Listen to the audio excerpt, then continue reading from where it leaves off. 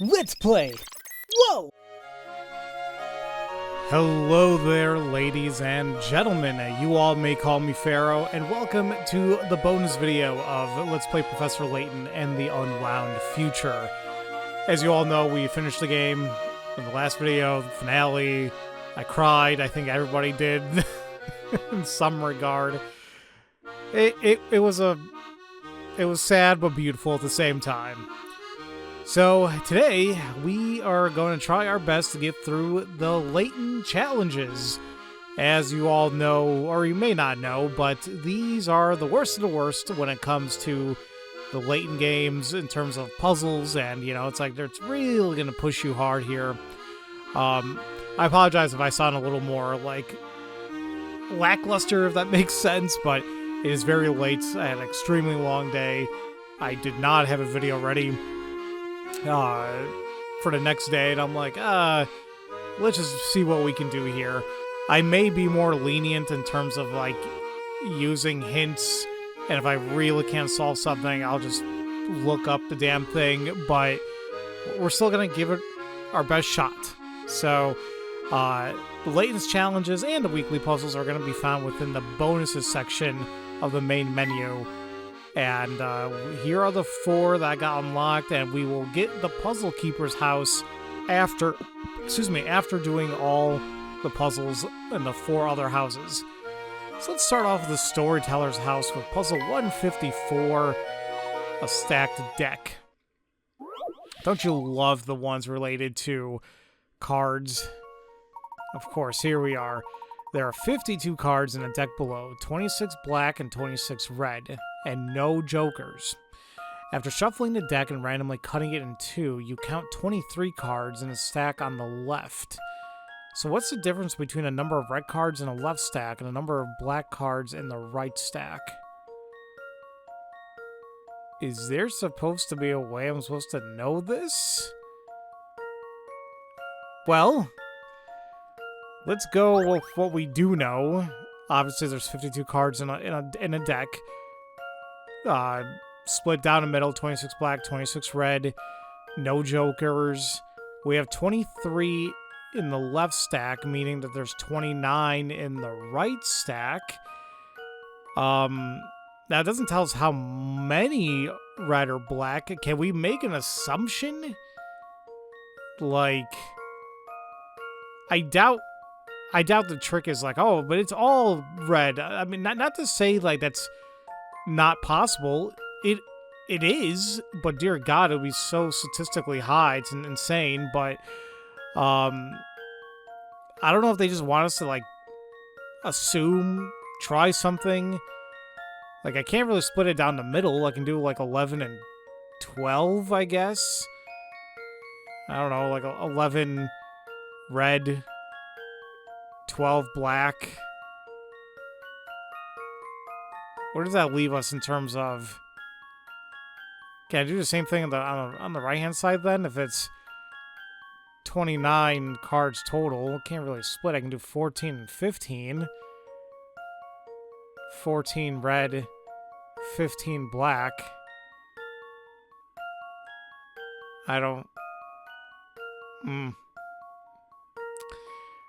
No, I don't think I'm fully understanding it. So let's look up a few hints here. Let's see here. It says, don't let the fact that this is a number problem confuse you. You should be able to figure out the answer using basic arithmetic if you can figure out what to look for. Yeah, the first hints are always going to be like not as helpful. Not all the time, but that didn't really help me. Let's unveil the second one here. The quickest way to the answer is to try out some placeholder numbers. So there's 23 cards in the left pile. Pretend that there are 10 red cards and 13 black. There are 52 cards in the deck, so there should be 29 cards in the other pile. Try to divide the piles up like so. So if we have a placeholder, 10 red, 13 black.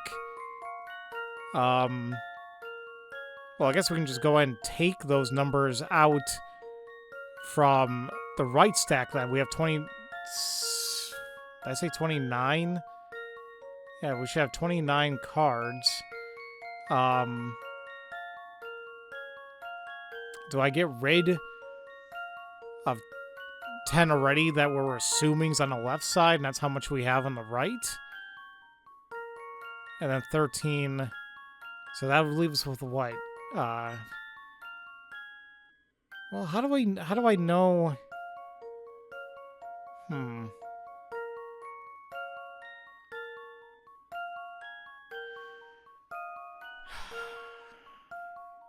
I still don't know if I'm looking at this right. All right. I hate doing this, but let's take a look at the third hint here. You can calculate the color of the cards in the right stack based on how many red and black cards are in the left stack. Okay. So subtract 10 from 26, and you get 16 red. Then you take 13 from 26, and you get 13 black. You now know the difference between the number of red cards in the left stack and black cards in the right. Wait, where did I get 26 exactly? The 26, well, I guess it equals up to 29. And the 23 and 29 get 52. Oh. Is that? Okay. I was going to miss that part. That one I just didn't understand. But the difference between right there is it would be 3. And it says, like, try varying other numbers. Is that going to be the thing, though? Is that no matter what we put in, no matter what, it's always going to be 3 cards? That sounds like it's it. I hate starting us off like this, but I that's my guess based on all these hints. And yeah, that actually is the case. It seems like, wow, that is definitely a 3. It seems like no matter what you do, there's always going to be 3 more cards, black cards and red. I knew it! That one probably wouldn't have been so difficult at all if my brain was actually a little bit more awake. So, like I said, this bonus video, guys, it's probably not going to be fantastic, but I still like going over what the game has to offer. So, there will always be 3 more black cards in the pile on the right than there are red on the left. You can use an equation to solve this puzzle, but it's also fun to just plug in some random numbers and figure it out that way. Once you start noticing that there's a consistent difference no matter what numbers you pick, it's pretty exciting. Well, I wouldn't really say exciting, it's interesting. Okay. Moving on to 155, 3 more blocks. Oh god, I have a feeling we're gonna get a lot of sliding puzzles. No, we're gonna get more of these puzzles. Alright, well, let's try...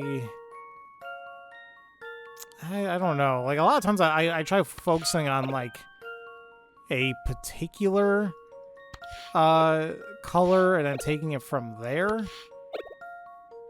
I'm trying to focus on yellow, but that is going to be kind of a pain to... Well, actually, never mind. Oops.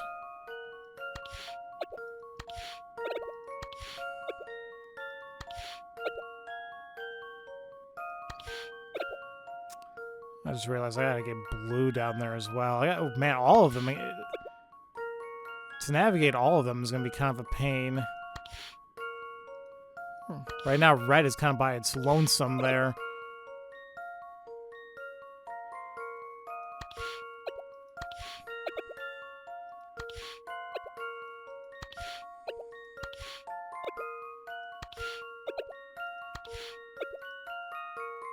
Oh, Jesus. I didn't even realize I wasn't even on the right side of the blue.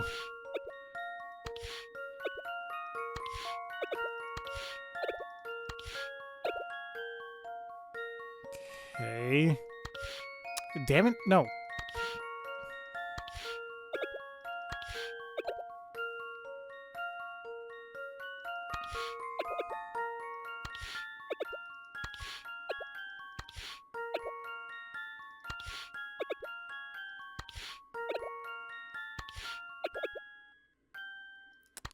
Well, I got yellow in there, but that's not extremely helpful.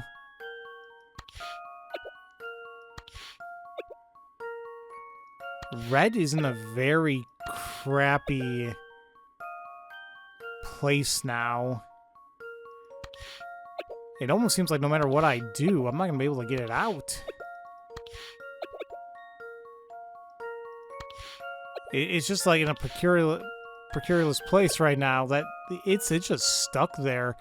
Okay, we got to avoid that area with red. Or basically any of the blocks. As soon as it gets there, you're just kind of fudged.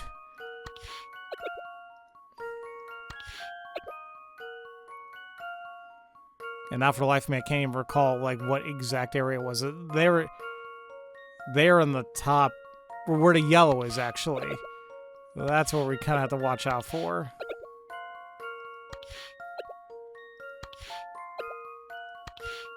There goes red again.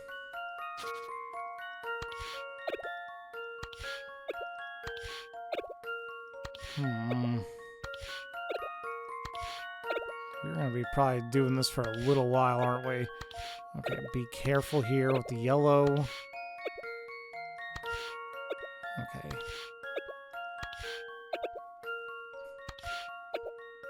Same thing with blue. Just want to get out of that area. Okay. Feel a little bit better. Now, let's get red. Same thing here. Let's keep moving around. I just want to get rid of that corner. Okay.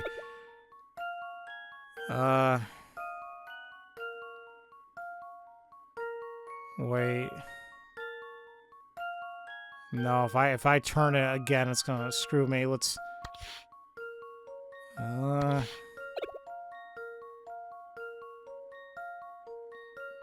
I just gotta get them to move a little bit.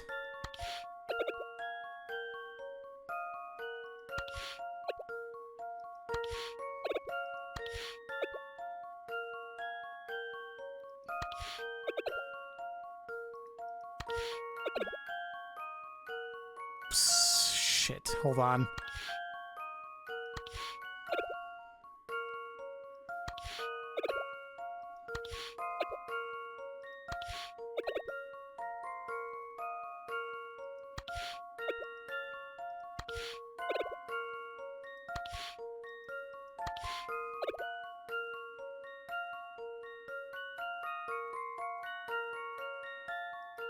I feel like I'm kind of doing the same thing over and over again because I'm afraid of turning it the other way here.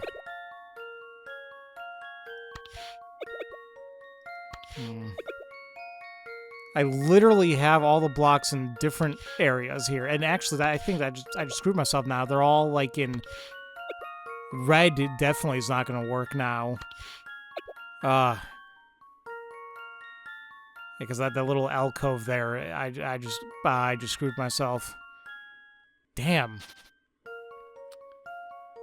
I don't even know if looking at a hint for this is actually gonna do anything. Like, I think I had the right idea where we may want to like take these kind of like one by one, but we gotta be careful right now where yellow is at. Like, we gotta be careful we don't like have it go into any of those alcoves, because if we do, like if I turn this if I turn this counterclockwise, I'm screwed. So we gotta avoid doing that.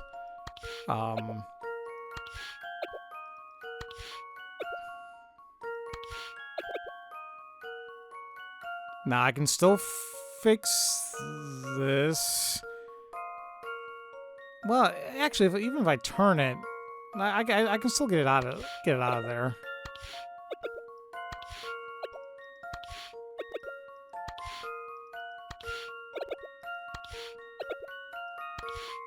I think I can. Hold on.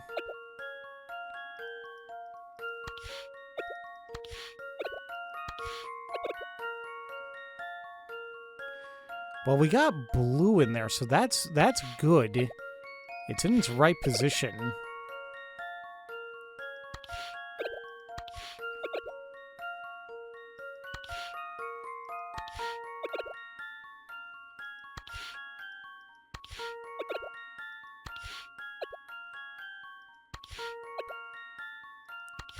I think I'll be able to get red in its position. It's just getting yellow in there now.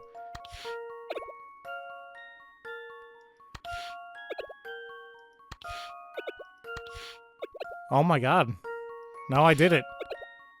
Okay. Here's my answer. That was just a little bit more of consistency, I guess, and you know, we eventually get it. It was just like I said, that one area to focus on, like make sure it doesn't get trapped, and then it looks like you'll eventually get it. Okay. Not as bad as I thought. Spinning the board around, make your head spin? Yeah, you could say that. Alright, here's the last puzzle for the storyteller's house. A, B, C's, and D's. Nuts? I had to. Okay. Of course, sliding. Slide A to A, slide block B to B, block C to slot C, D to D. That's all there is to it. Well, then you only have 13 moves. Fan-freaking-tastic. Okay. Well, I don't know.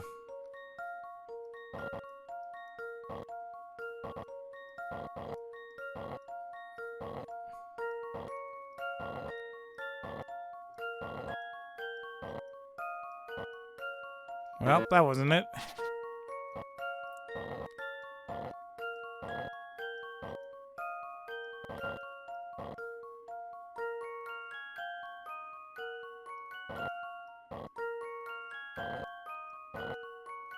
Oh, wait a minute. How about this? I'm telling you guys, something's going on in my brain. No puzzle can stop Or, Layton's apprentice. you know what, frankly, do you know what it really is? More than likely, these sliding puzzles were just really not as difficult compared to the other games in the series so far. Did I get it my first try? No. But it wasn't as bad as I thought it was going to be. Okay.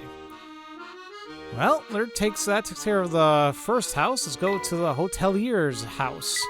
Crazy keyholes.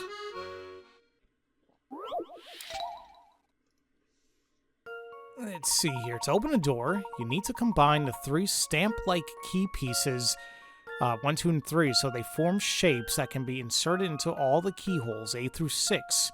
Excuse me, A through G. What the hell am I talking about? That will accommodate them. The key pieces can be rotated left or right to fit together, but they can't be turned over. Okay. Check all the keyholes that will work. So I guess what I'm a little bit, what I'm iffy on here is like these pieces kind of like sticking out. Is this what they mean by like the stamp? Like they're not going to be included, I think, in each of these areas. Well, let's try this out. If I do that, like, can they be overlaid at one another, or does that not count? Because I'm a little unsure how this is gonna. Well, look, is that gonna work? How can I? Say that that's 1 right there, and then maybe if I put 3 like right here, I pretend that's not a triangle. Like, in a sense, like maybe 1 would fit in if I put it to its side, but it would then kind of overlap. Like, can I do that, or would it not? I like that. That's my only question right now. I don't know. I think that would still work though, but let's try the others here. That second piece is definitely the one that's kind of like funky to say the least.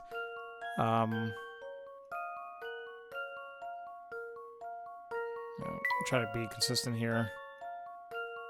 What did I even use for the third one? Was it a red or no? I think it was the. No, I think no. This was the third piece. I can't turn them over though. That's what I gotta remember. But can I still not kind of like go into this slot for one? And I think two should fit in right here, especially with this little slot here, I think. So I think we got A and B at the very least. C, I have no damn idea. Like, maybe if I turn this one...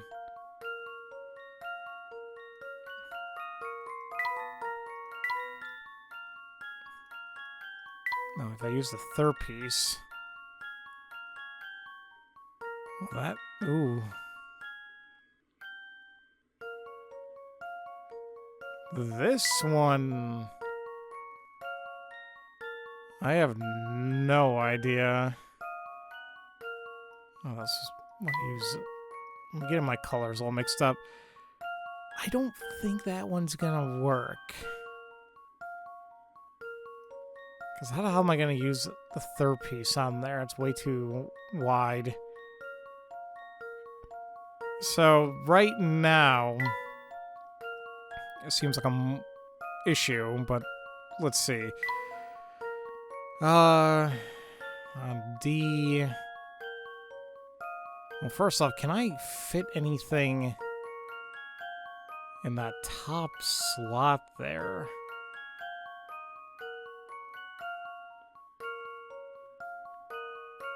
I mean, out of the ones we got, maybe... Ooh. Would that bottom slot of, like, 2 fit in there? Or... like, what's kind of throwing me off is, like, there's that little, like, narrow piece right there. So that's why I'm being thrown off there. But we can, I guess, make the assumption that you go in here and then to this side. Maybe red... Or like the third piece kind of fitting on this area, and then the diamond going through here, maybe? That's the only way I can look at it.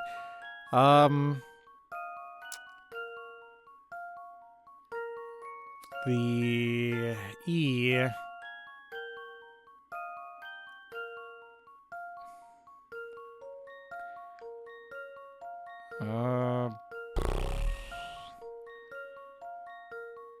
Ooh.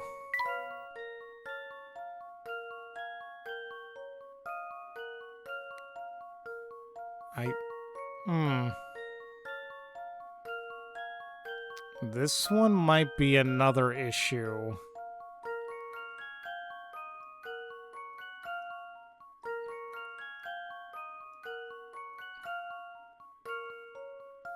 Like, I'm trying to figure out where that second piece can go, but I don't think it's going to be happy anywhere. Like, I was trying to think, like, can I go here-ish? Ugh. Yeah, this one, I don't even know. Now,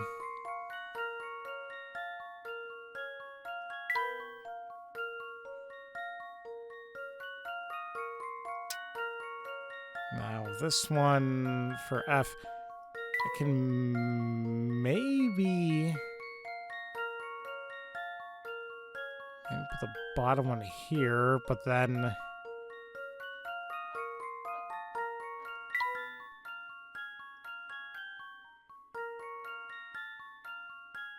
Could I overlap it? Well, but I can't turn it. See, if I turn it, I don't know if it's gonna work.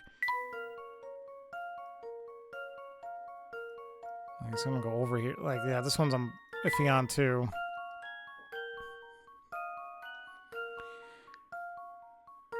G, on the other hand, oh, I don't know.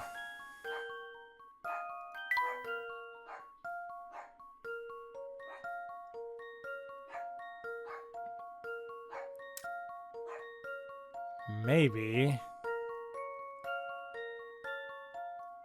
Can I use the second piece maybe on the right-hand side?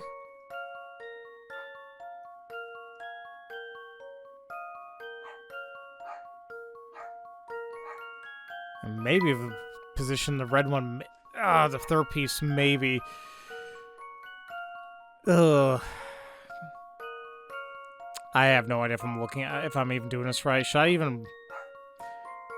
Because I'm not confident, let's look at a few hints and see if I am anywhere near close. Don't forget to use the memo function. Wow, thank you. That was a beautiful hint.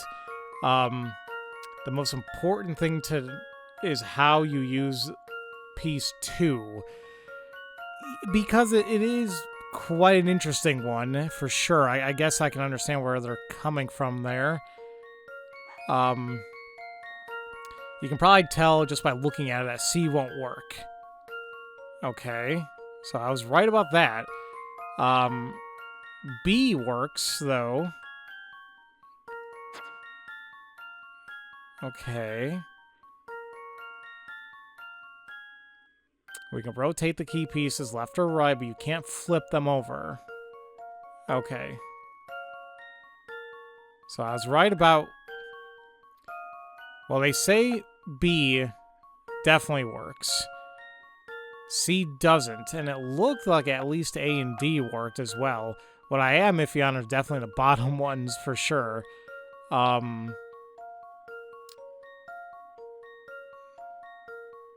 Like, I was very iffy about E. F and G... maybe? But... like, I do feel a little bit better about G. It's... E and F. Like, E, I'm definitely unsure about. F is like, I'm going back and forth on. So, that said... let's see if I was close. Ugh. Damn it. Yeah, one of the times where maybe I should have listened to my gut there. F really does work. E doesn't. So the ones I was iffy on initially were the ones that were not going to work there. How about this? I wonder if it's actually going to knew it! show us the... yeah, okay, there we go. So they're not... okay, so they're not meant to overlap. Okay. Ugh. Maybe... is it... maybe it's the scaling for me that threw me off. I'm like, I don't think it's going to work, but... no. Well, it does. Huh. Okay. Yeah, like, obviously when you see the solution, when you see the visualization of these puzzles, it's like, oh, duh, but, okay. The key pieces usually have to be rotated to fit into place. E looks like it should work, but piece 2 is actually backward. Okay. Huh. Okay.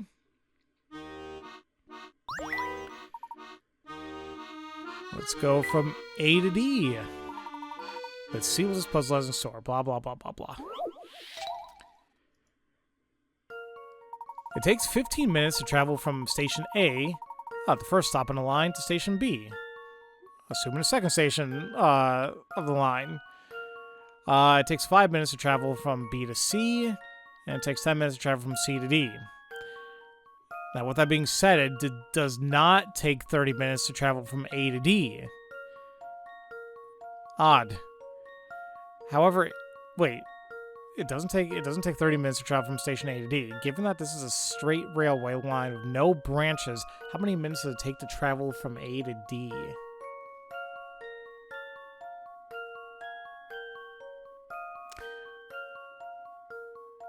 What is the reason, though, they wouldn't take the combined effort? Unless, are they, like, incorporating, like, stopping and whatnot? That's the only thing I can think of, but then again, fine, let's just say they're completely ignoring stations B and C and going right to D. At the very least, we know it, well, of course, at the very least, we know it's going to take 15 minutes because we're heading towards Station B anyway. We're heading towards all of them. But assuming that there's, like, no stops, nothing, boom, we're going to Station B.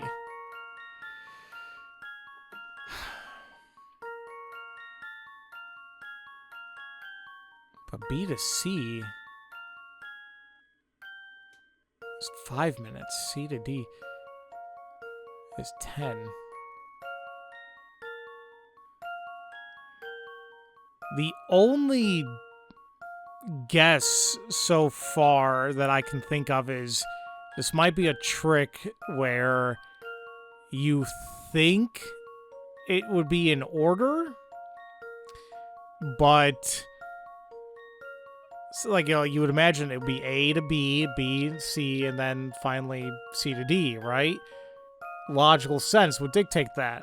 But because this is a puzzle, because they want to try screwing you, something tells me that maybe that's not really the case. If something was before, because we know that A to B is 15 minutes.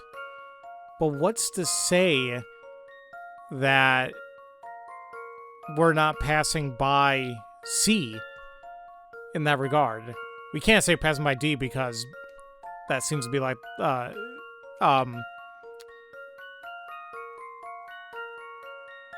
I'm rereading the puzzle here too, because it tells you Station A is the first stop. It doesn't say anything about B or C being the second or third stops, but it does say that Station D is the last station. So I think that's kind of the trick. We're flipping around the locations of C and B.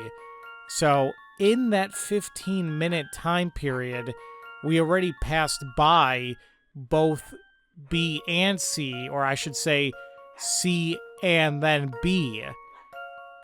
And because we already know that B and C is 5 minutes, I think we can make the assumption that between B and D would probably be another 5 minutes. So we already have the 15 going from A, C, B, and then going to C to D. That's 10, because remember, C to B would be 5 minutes. So C to D is another 5. So I think it's actually going to be 20. That one's actually kind of a clever one.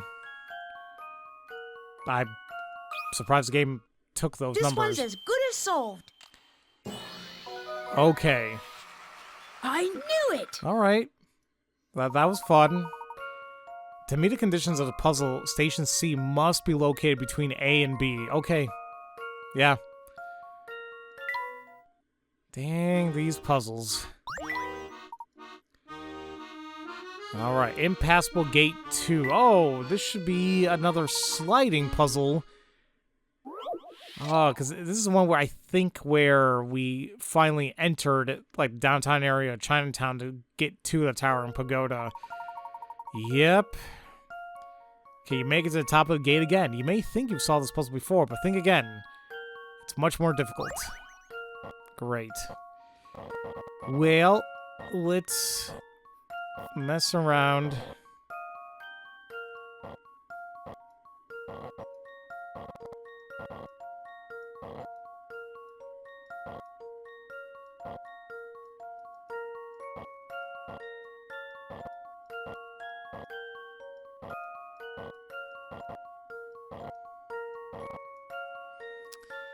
They weren't lying. This one being a little bit more difficult.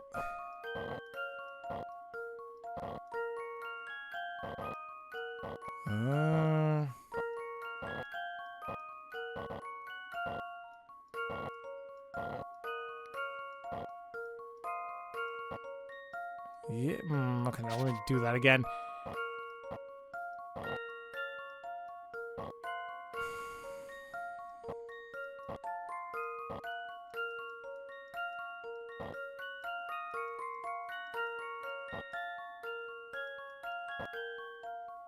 The hell am I doing with my life?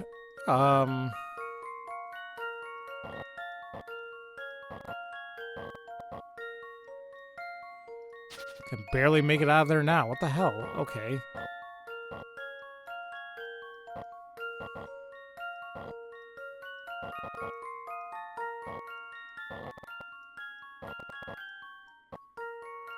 Is there a way, like, I feel like I need to get something on the top there, because I think that's how I solved it before.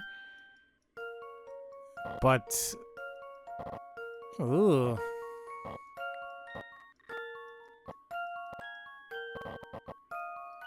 It's just in the damn way. Well, I definitely jinxed it when I said, like, oh, look, puzzles, sliding puzzles. My brain's being better with it. And this is definitely not being better with it. Ugh.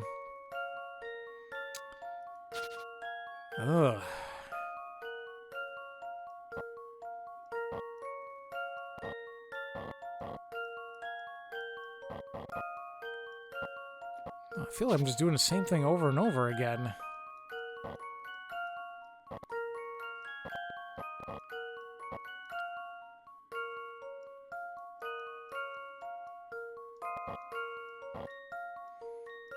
Yeah, I feel like I like what I'm doing here is like I keep consistently doing it, and I don't think that's working.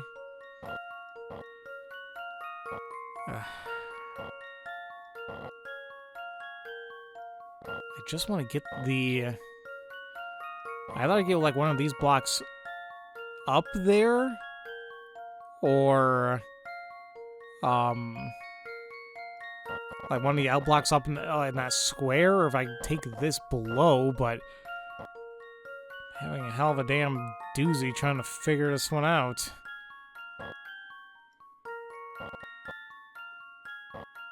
Okay, wait a minute. Wait a fudging minute. Okay.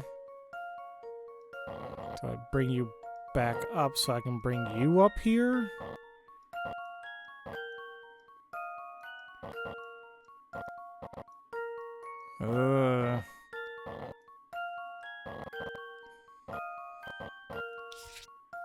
I am not trying to draw a memo. What the hell are you doing? Maybe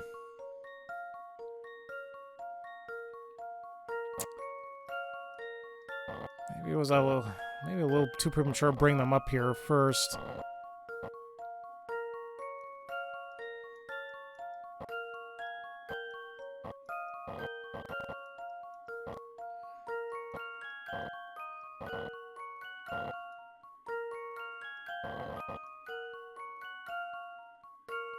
I mean, we kind of... I feel like we probably need to keep this, though, on the lower end, but... it doesn't seem like it's going to be one of those puzzles where we just move things little by little. We don't really have much maneuver around here, so maybe this does have to go back up somewhere.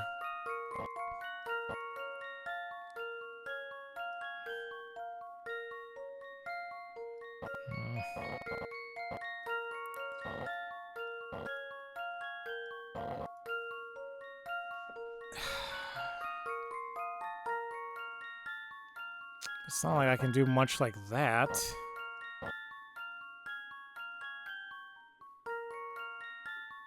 What the fudge am I doing with my life?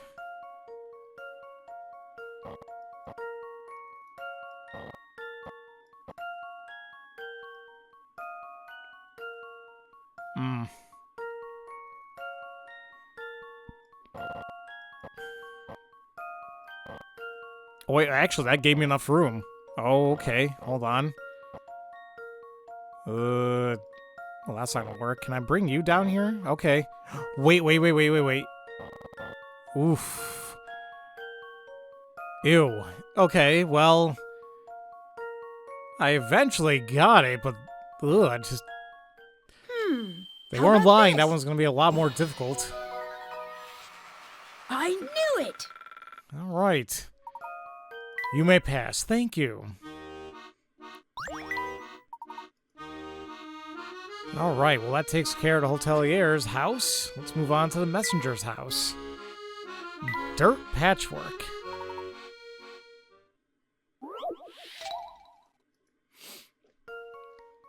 You found a nice round patch of dirt that you'd like to divide into as many different garden plots as possible. You have 5 ropes to work with. Each one must be stretched to a straight line across the circle, but the ropes can cross each other as often as you like. Using only these 5 ropes, what is the maximum number of sections you can divide the patch of dirt into? So we only have 5, huh? Off the bat, I was kind of thinking something like this. Like a little grid like that. That gives us 12. I'm trying to think if there's any like other insane way to do this.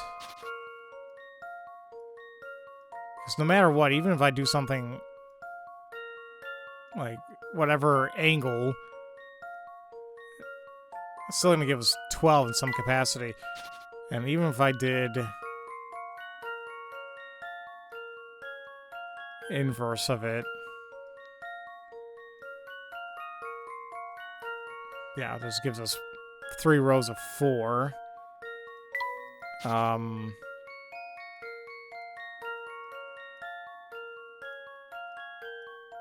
Splitting down the middle. Hey, once again, oh, wait a minute. 1, 2, 3, 4.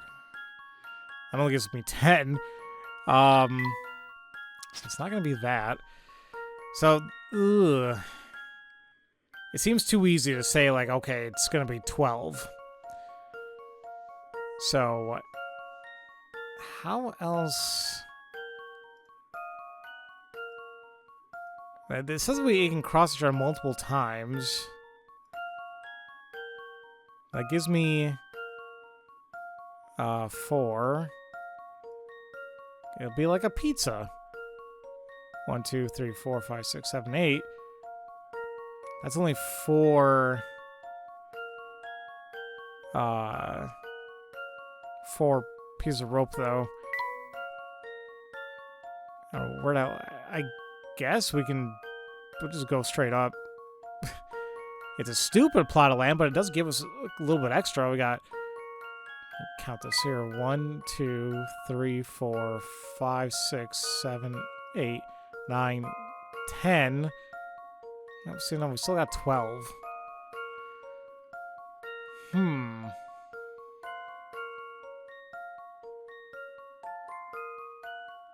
The hell? Any other designs we can come up with? Like I did. We did a grid. We did the pizza.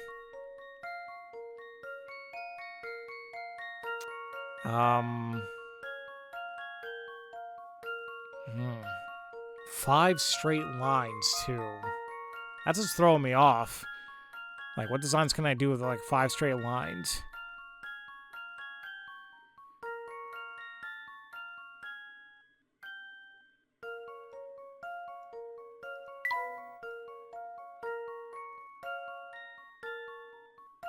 Can I do like smaller diagonals? Like, we can intersect.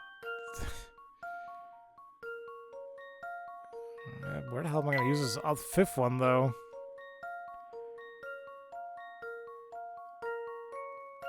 So, like, ugh. I really don't think this is going to work, but let's see. 1, bad. Let me use a different color here. That stands out a little bit more. Whatever. 1, 2, 3, 4, 5, 6, 7, 8, 9, 10, 11, 12, 13, 14? Like, see, that's the thing. Like, it seems a little like I'm drawing it all stupid, but technically it is a different patch, a land. So I don't know if there's like a nice way to draw this a little bit differently that allows me to get like, because at the end of the day, it's like, what is the maximum number of sections? So I've just proven, we've seen like, okay, minimum 12. We got up to 14. I still feel like there might be a little bit more. I just don't know what other pattern and possibly we can draw here. I feel like the diagonal is kind of what I'm doing is key here. I just don't know how we're gonna...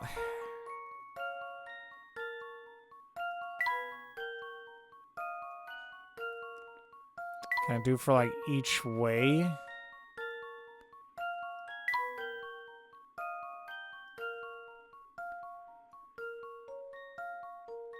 And then, oh, how can I do it? I guess like that? What color haven't I used yet? I guess use white.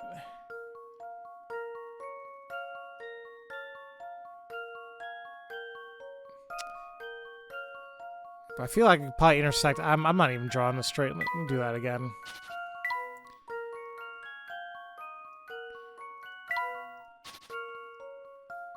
I feel like maybe that is a trick if we try keeping it a little consistently with each direction.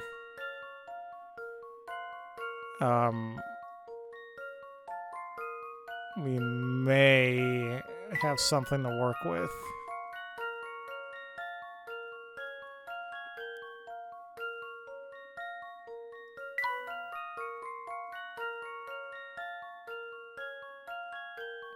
See, now I don't know. I feel like I'm just being idiotic of all this. Like, look how much space there is now with the bottom part.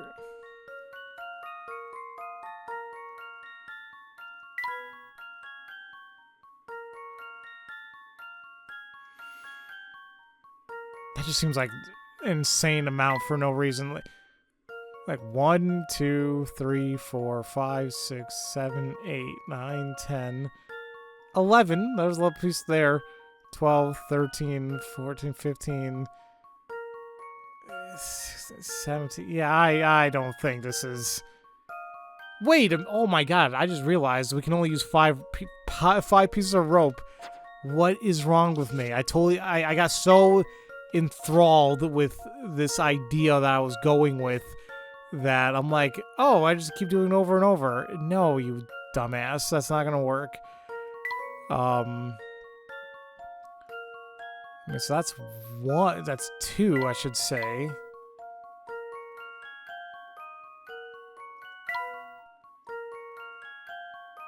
That's 4.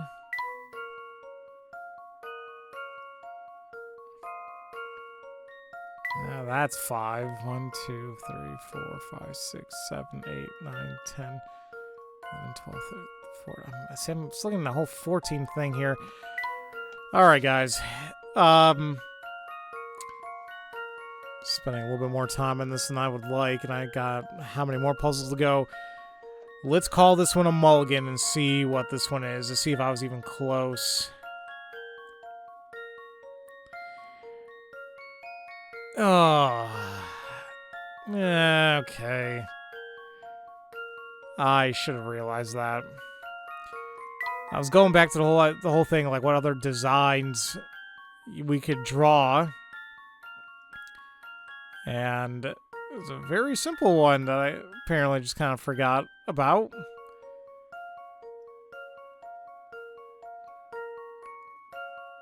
Well, I say kind of simple, but here I am having difficulty trying to make it out, but kind of like a star pattern. 1, 2, 3, 4, 5, 6, 7, 8, 9, 10, 11, 12. No, what the hell? So I'm still drawing it very dumb. Yeah, I'm definitely doing it wrong. Okay, you know what? Here. It's actually 16. Because the way I'm drawing it, I'm missing 2 little pieces. This one's as good as sold. So I kept getting 14, but I'm like, nope. I knew it. It's 16. You divide a patch of dirt into as many as 16 different sections. The first rope divides the circle into 2 sections.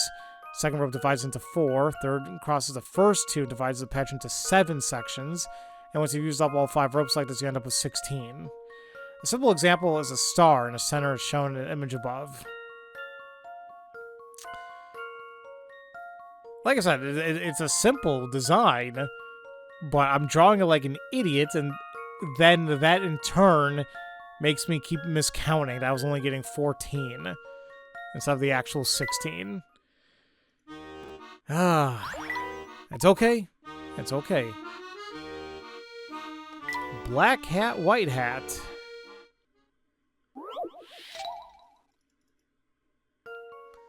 The black top hat below is made from 6 black blocks, or just 6 blocks.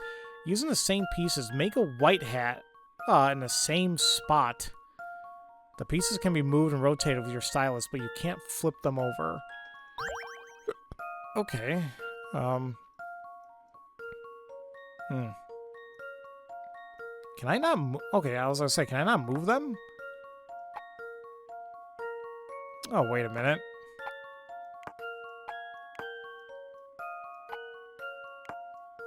I mean, if you want to be technical about this, there is the white hat right there. Oh, wait a minute. I just noticed something. Look at that. There is no submit button. So this is one of those puzzles you really can't get wrong. You just have to keep working on it until you just have to keep working on it until you get the answer. So, I think we're halfway there. There's the white hat, but we still got to use those black pieces. But really, the only thing that comes to mind is, can we just use it like an outline? Can we, like, it's not going to be in the white hat, it's going to be around it, kind of like that. So that we're just going to have to utilize this in a certain fashion to get this to work.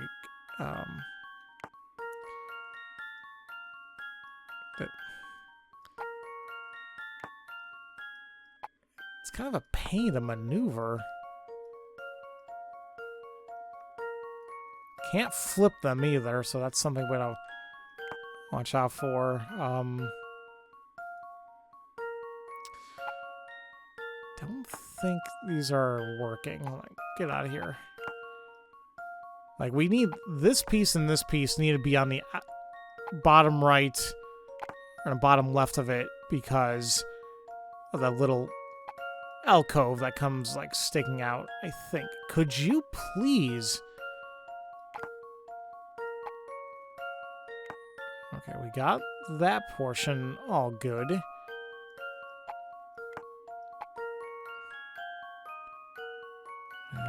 Don't have anything to cover that. Oh, wait a minute. I think we got it. Yeah, we did. This one's as good as sold. Alright, that one was a lot easy compared to the others. I knew it.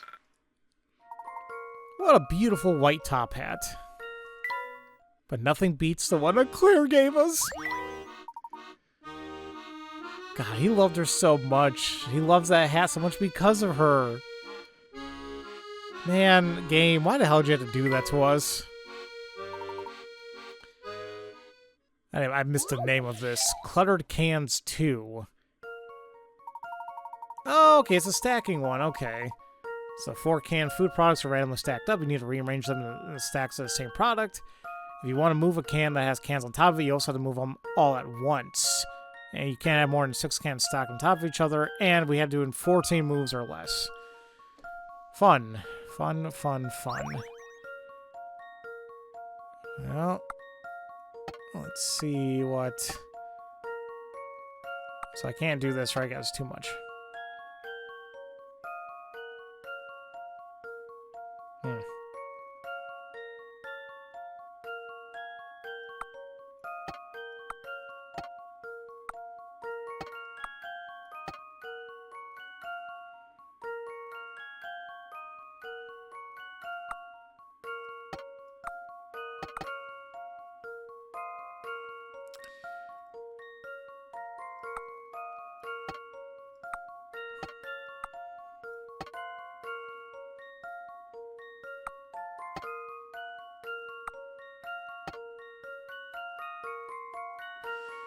Well, I wouldn't call it a decent first shot, but... Okay.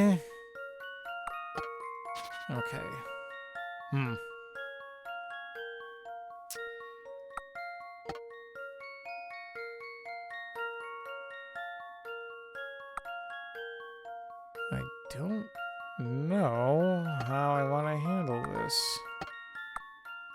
That's too much.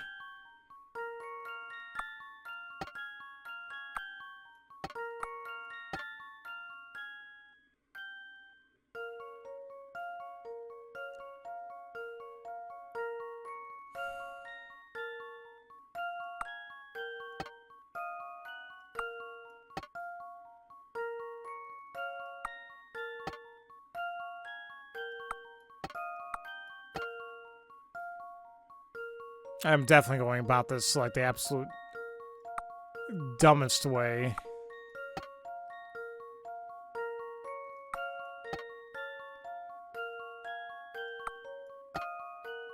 I was kind of getting there. Ugh.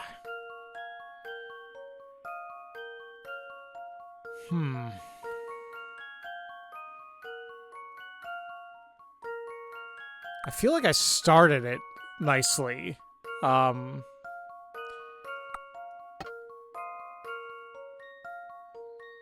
Then it just kind of gets a little ruined from here.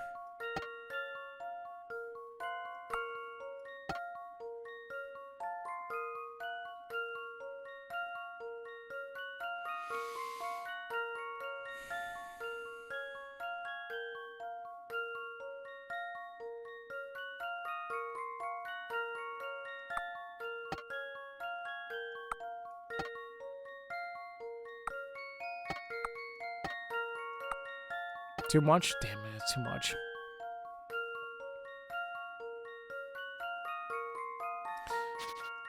I still feel like I'm not...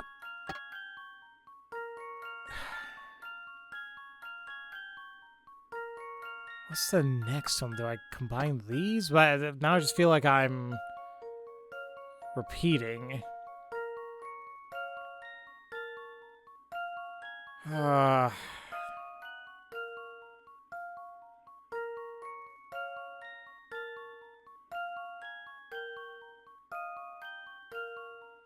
I think the big thing here is we gotta figure out a way to use like those, what is it, cherries and water or something?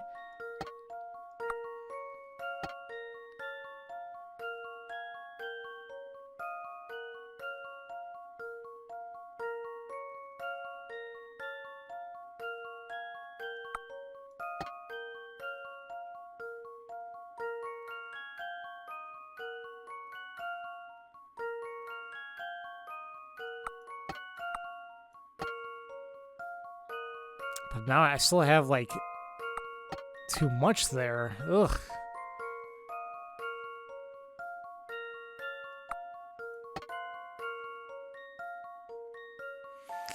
Oh my god.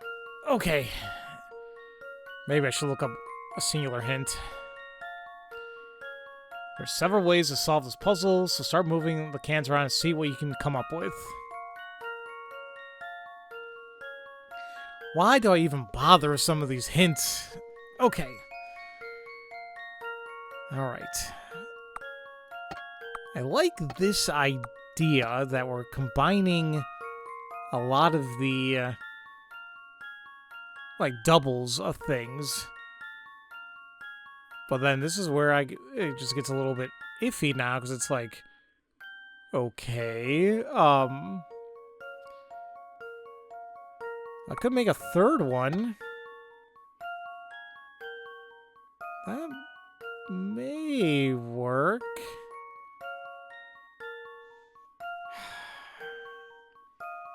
Do I want to put the strawberries?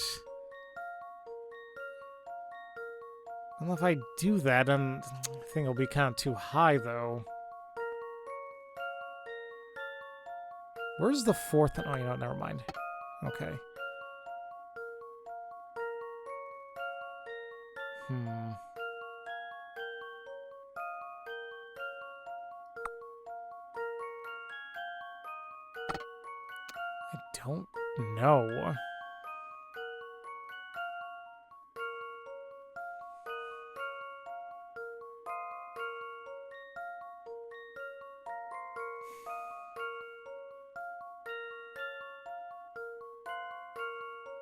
Can I go back a move?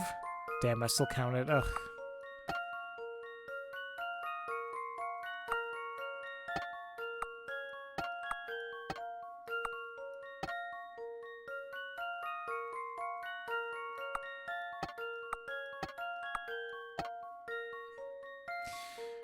Yeah, kind of getting there. Can't even recall what I've been doing now.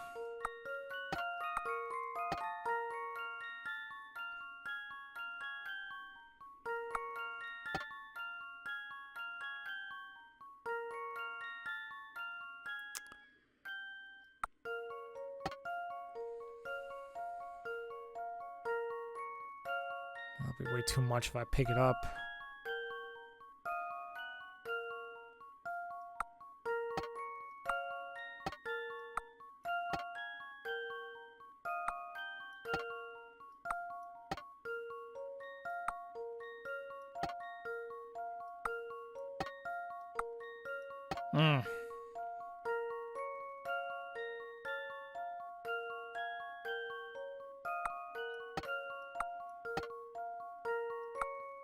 I just need a few more moves, game. Just give me a few more. That's all I'm asking. I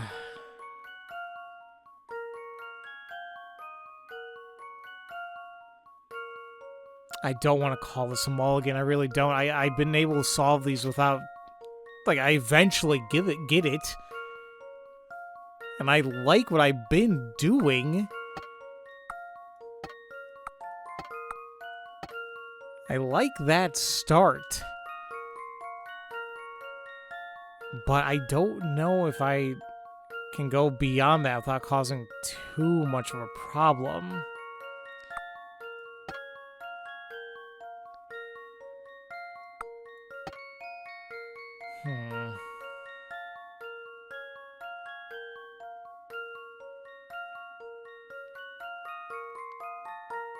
What do I have?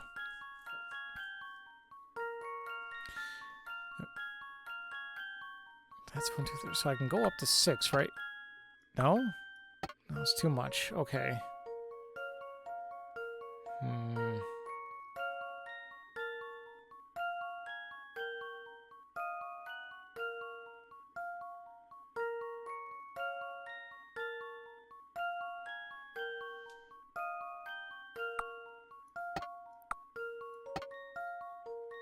Are you happy with that?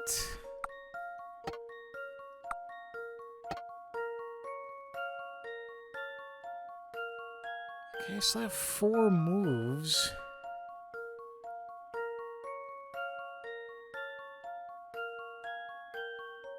I feel like almost there.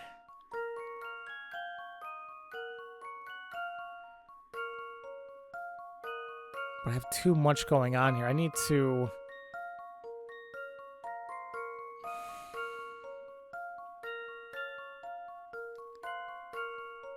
Where the hell do I I wish I can go back a move. I don't want to redo everything. I feel like I kind of need to move some of these around, or like, temporarily, because... Oh, wait a minute. Oh my god. We have 2 moves, right? Oh my god. Here's my answer. Oof. I knew it. Yeah, you knew it, alright. It took me all the moves. I don't know if there's a way you could actually do that with any less moves than the 14 that they give you. Alright. I just realized I'm a little over an hour. Yeah, these Layton challenges always take me at least an hour and a half or something to get through. Alright, the Time Traveler's House. We got this from simply beating the game. Time times 3? Where do... Well, what? Time times 3. Create a valid equation by placing a number 1, 2, 3, 4, 5, 6, 8, and 9 into each box A, B, C, D, E, F, G. In this puzzle, the 2 digits to the left of each colon are minutes, and then 2 digits to the right are seconds. 60 seconds will roll over into a minute, and you can't exceed 60 minutes.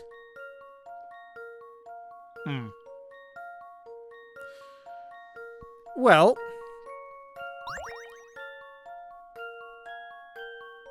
we already know that we can't have, like, 6 or 8 here, so that helps a little bit, right? So some time times 3 is going to get you the time here on the bottom. Oh, it's actually interesting. Yeah. But did I say 1, 2, 3, 4? It's 1, 2, 4, because they have 3 and 7 already given to us here. So whatever time we have on the top, times 3 is going to give us whatever time's on the bottom. And that alone is going to make me think that at the very least, it's going to be a high number. Well, can't exceed 60 minutes.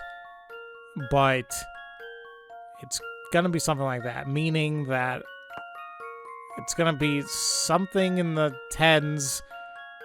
Times 3 is going to give me 50-something. So I think we have a little bit of a starting ground there. Times 3, though.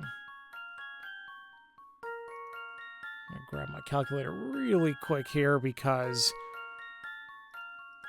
let's just say I do, like, 14. If I do 14 alone, it's gonna give me 42, obviously, right? But then if I add a time to it... I don't know. Because we have a lot of large numbers here.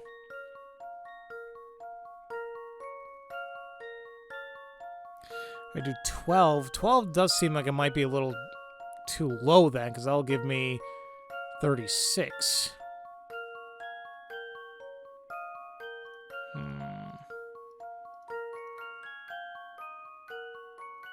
Although it's minutes, though. Like 60 seconds, of course, is going to roll into a minute, so maybe we do need something like kind of high.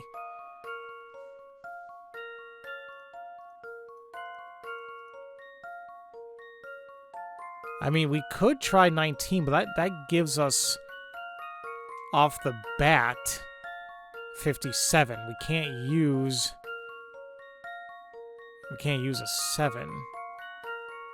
Well, not to say we can't use a 7, but then it's going to have to roll into something. Let's just say, like, we use 2 and 4.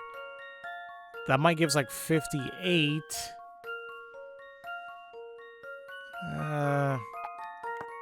But I don't think it's going to give us... It can't be 67, obviously, in seconds. Damn.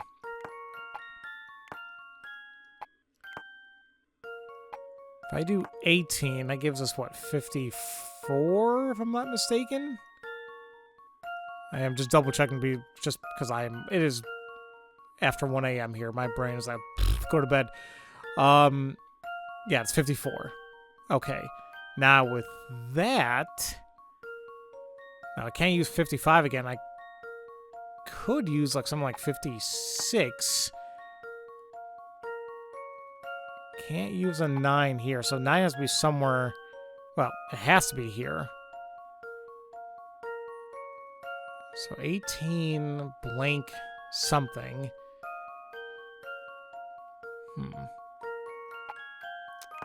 Might be 29. 1829, that is. 29 is going to be 58.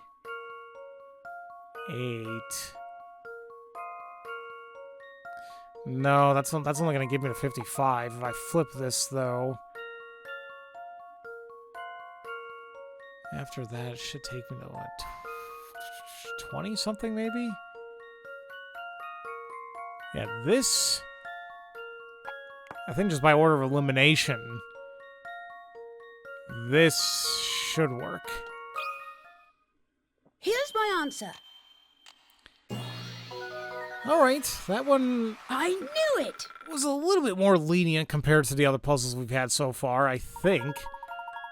18 minutes and 49 seconds times 3 equals 56 minutes and 27 seconds. That wasn't too hard. I agree. 9 is the only single-digit number that will produce a 7 when multiplied by 3. Oh, okay. Well, I should have really thought about that beforehand, huh? It's the only possible choice for box C. Also, if a number in box A was any larger than 1, the answer would exceed 60 minutes. That we definitely saw off the bat. So yeah. Okay.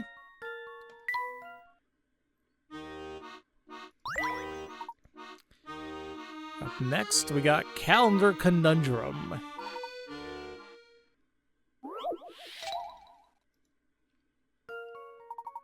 Somebody tore this calendar page in half. Rude. Anyway, the puzzle must go on. When added together, the 4 circled days equal 20. Yeah, 9, 18, 17 plus 2, 19 plus 1 is 20. Yep. The smallest of the 4 numbers is 1. That is also true. Assuming you had the entire calendar page to work with, and you circled a square of 4 numbers that added up to 88, what would be the smallest of those 4 numbers be?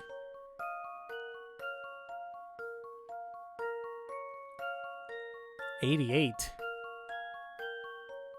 Okay. So...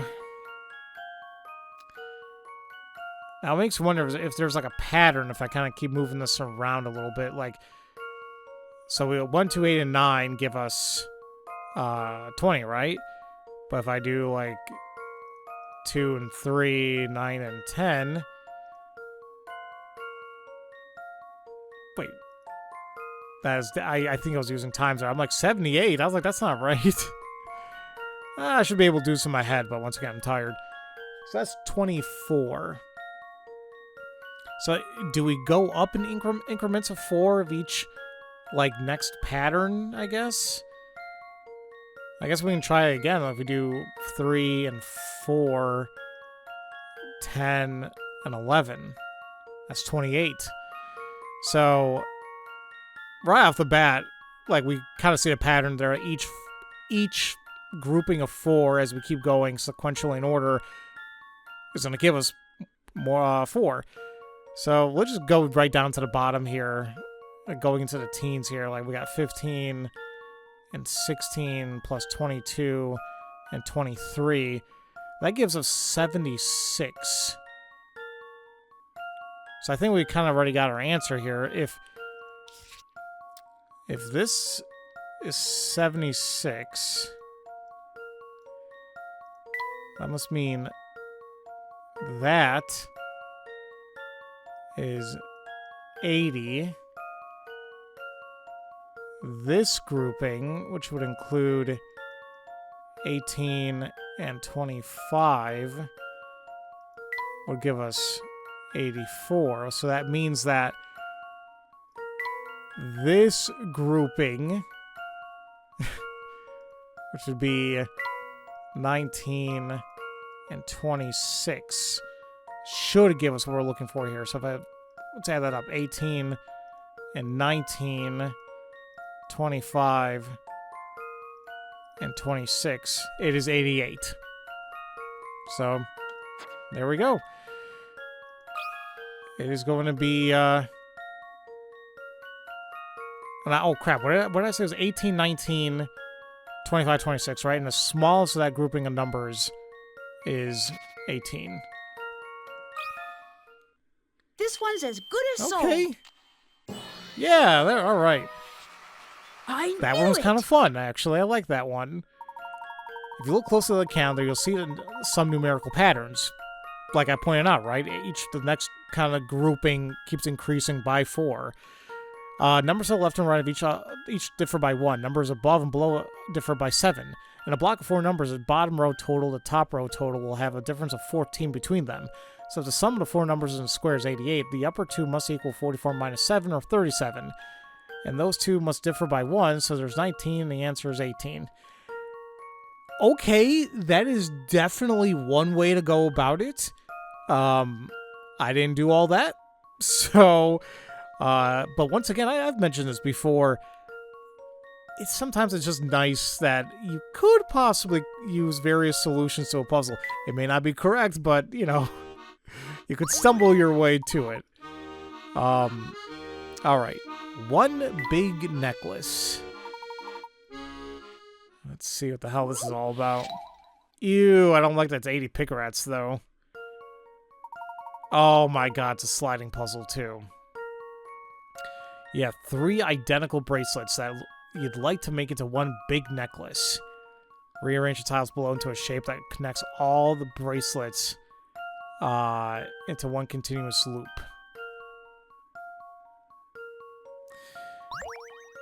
Oh, I can already tell this is going to be like a mulligan.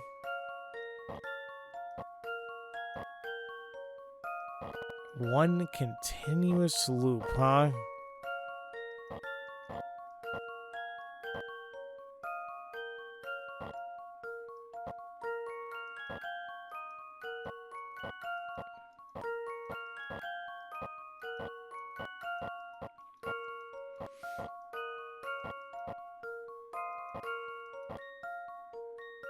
I don't even know what the hell I'm just kind of clicking and dragging at this point. What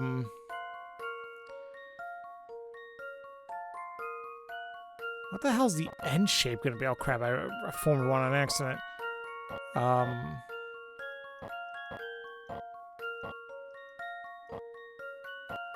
And the fact that it's not even like a, what was I gonna say?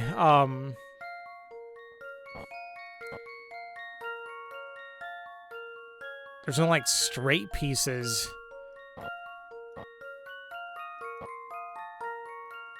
It's gonna make this a lot more difficult.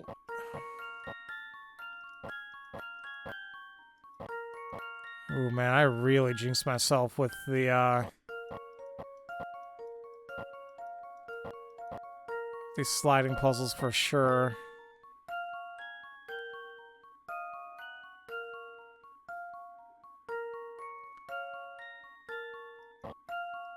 Although, that being said...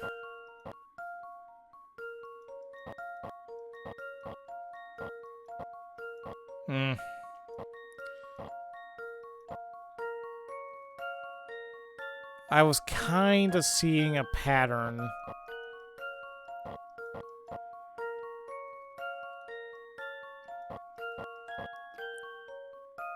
Like, I'm kind of seeing there on the bottom left.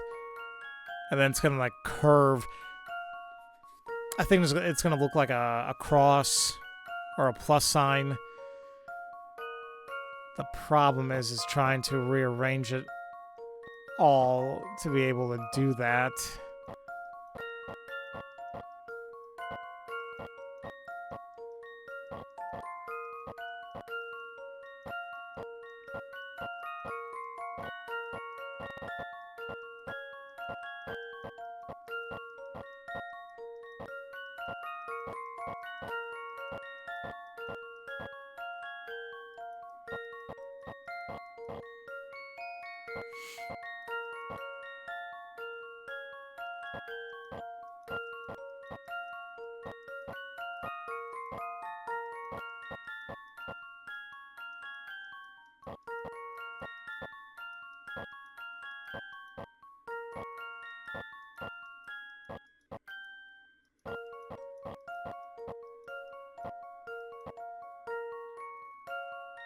Mm. To curve it back, I need one of the ones on the bottom right or the top right.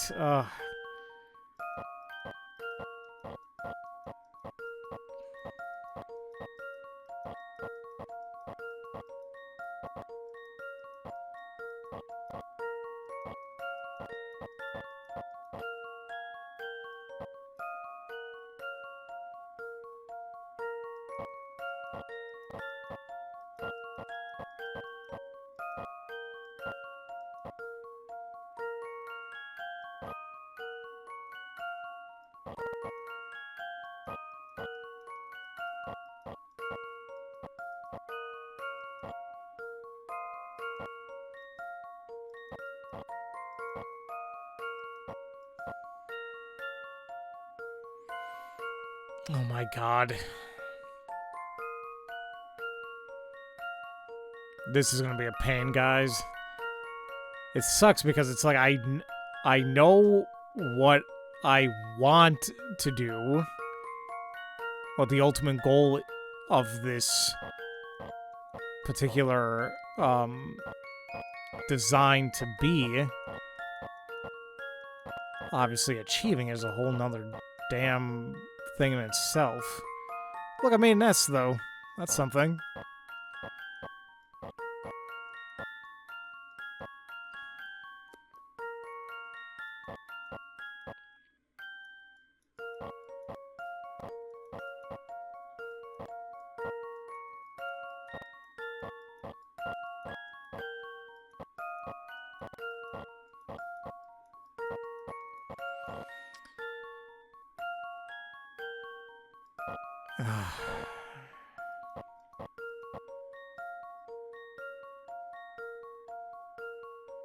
That is so not fair. I actually got like the inverted portions done. I just gotta get the what am I missing? The inner two portions. Like, well, hold on a minute. Get the memo out. I mean, you guys can see it, but like that, and that is all I'm missing.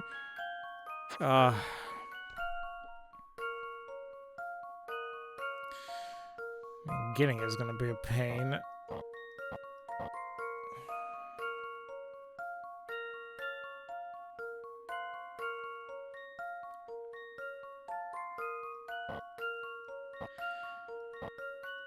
I think we gotta get rid of these.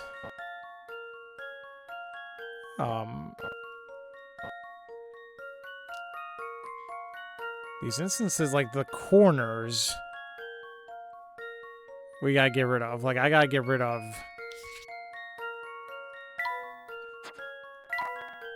Oop. Oh, I want to get rid of this block, this one, and that one. They have to go in the corners if we're trying to make this shape. And then one of them is going to be empty. So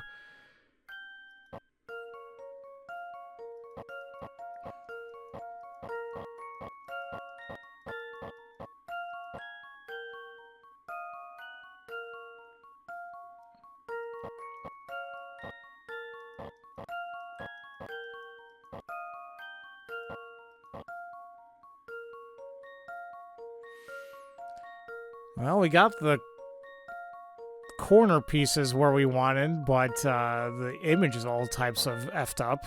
So let's try fixing that a little bit now.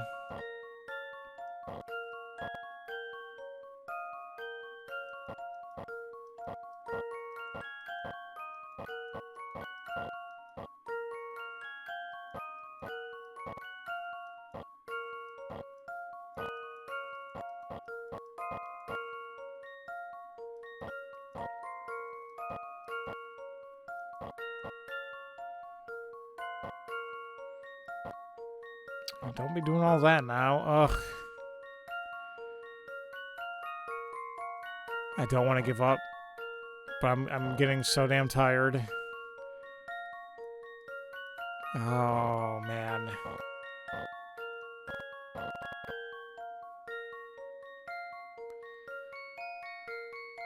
These pieces on the left definitely gotta be on the right-hand side.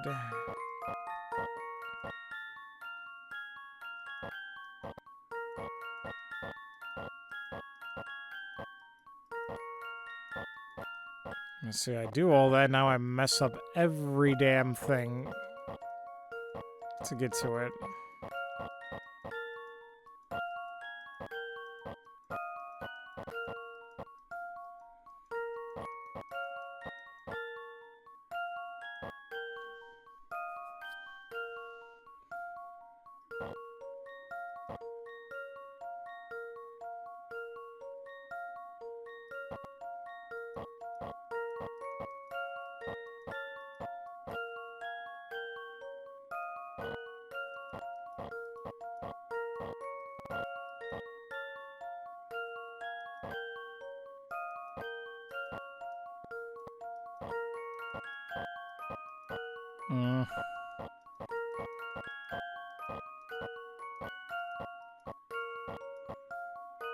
This is the wrong direction.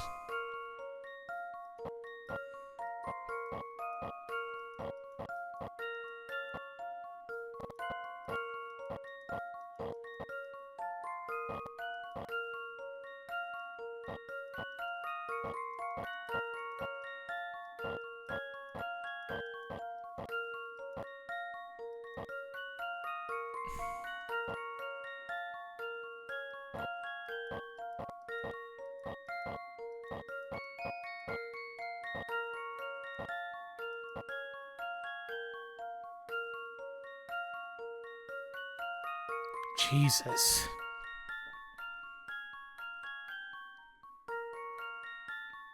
It's really bothered me. I'm so close. But after like 500 plus moves, guys, it's...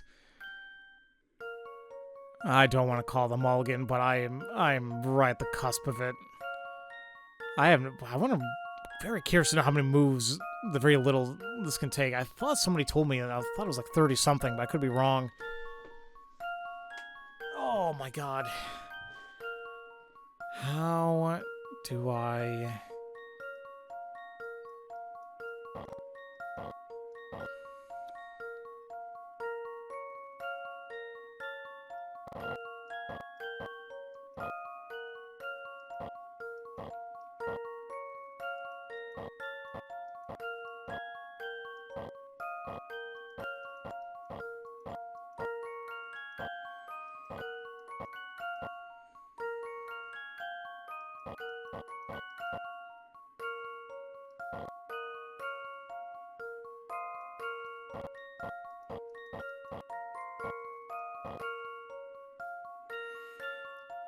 It's right there. It's right there.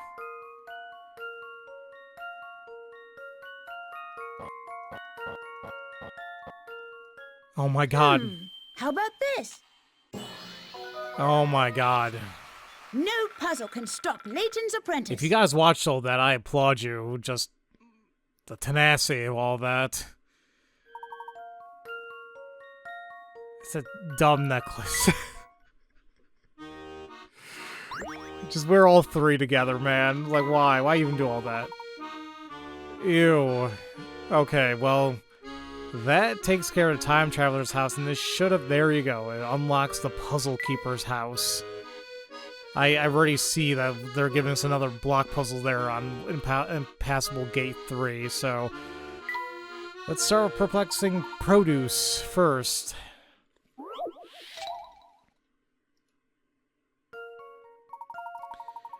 Line up the 4 types of fruit below by rotating and rearranging the panels with your stylus. The center panel cannot be moved. Ew. Okay. How do I know? What about, like, the outer edges? So, like, for example, like, say I left it like this. Is the banana okay to be like that? Is the orange okay to be like that? I guess, but everything else needs to match up here, so... Well, they say that the middle panel can't be moved around. Oh my god, the fact that we can rotate these is going to be a pain. That works. I gotta find a melon and a banana.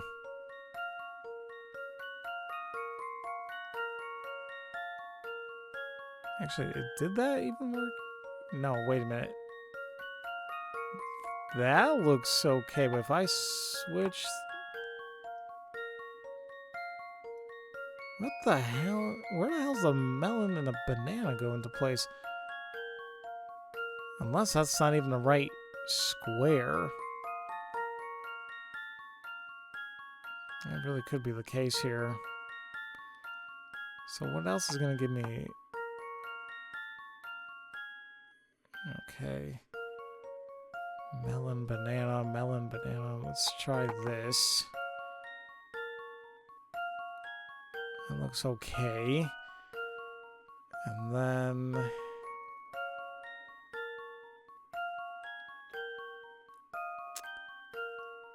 we need to switch that around.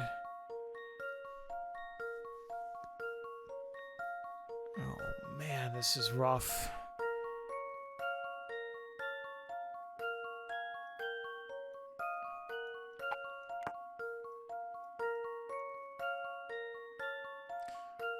That banana is not happy. Okay.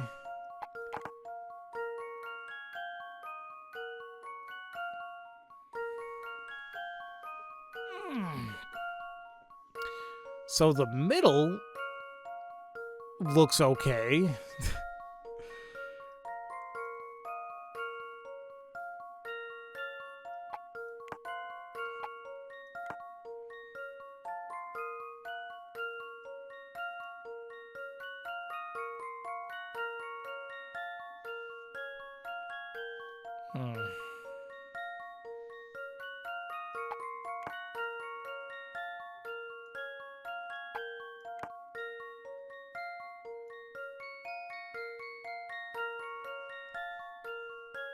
Wait. Did I do it?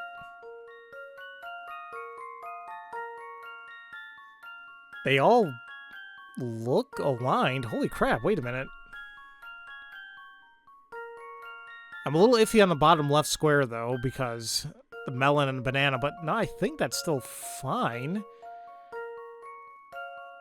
Oh my god, yeah, that, I think I just inadvertently did it.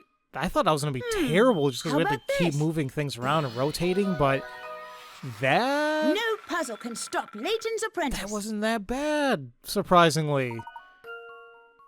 It didn't take me very long. I mean, frankly, the fact alone that you couldn't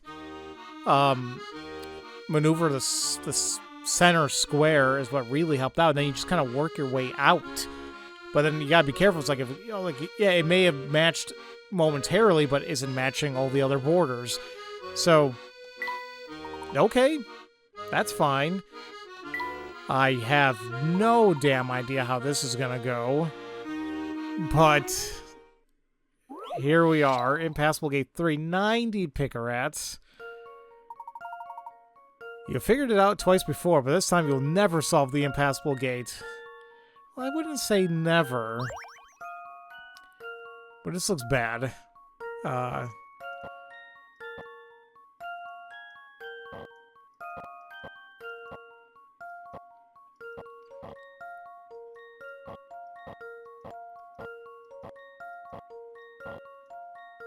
Yeah, oh man, where the hell is that red one gonna go? Alright, I think just like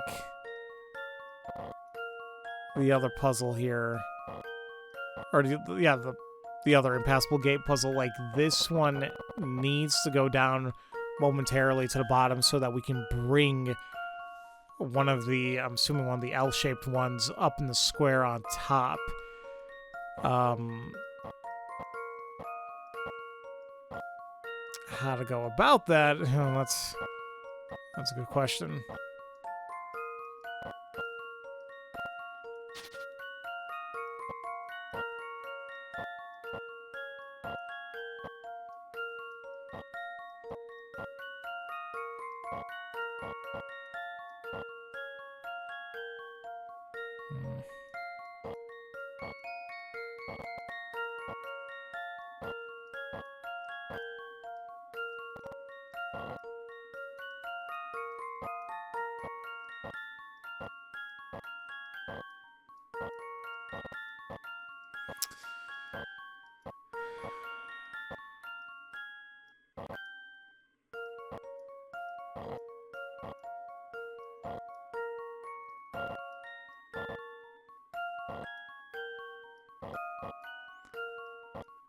I don't know what I'm doing.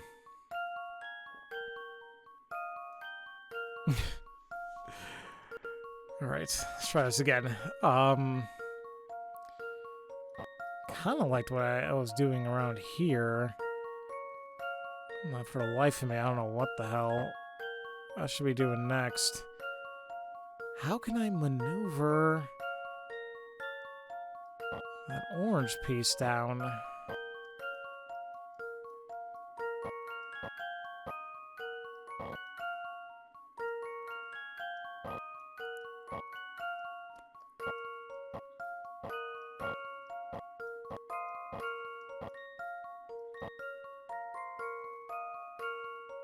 I feel like I just keep inadvertently doing this. And it's like, okay, I can bring it down a little bit, but obviously can't do anything else there.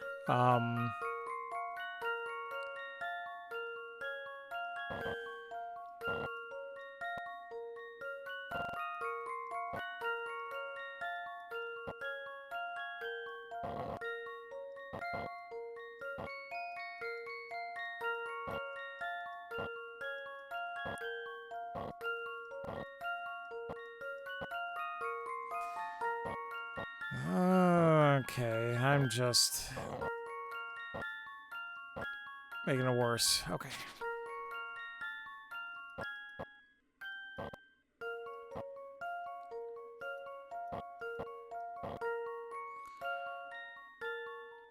Still like that configuration.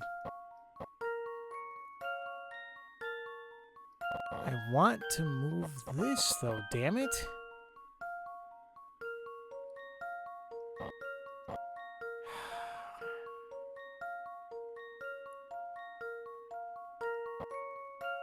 The thing is, I just don't know how to...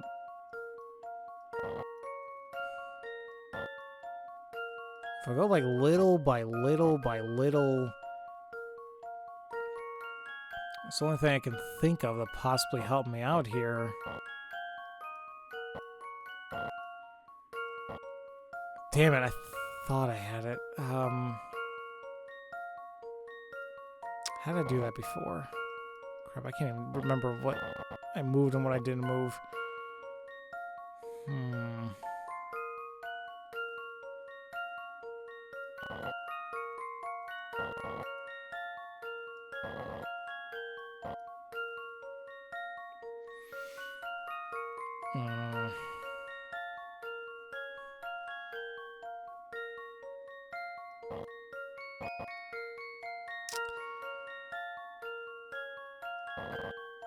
I'm just doing the same thing over and over again.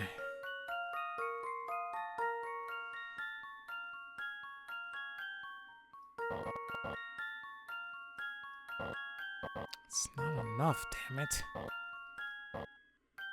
Wait a minute.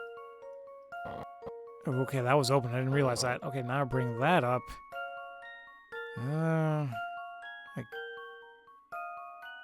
Can I bring the... I probably should have bring this up again now. And by doing so, that does allow us to move these a little bit more. Yeah,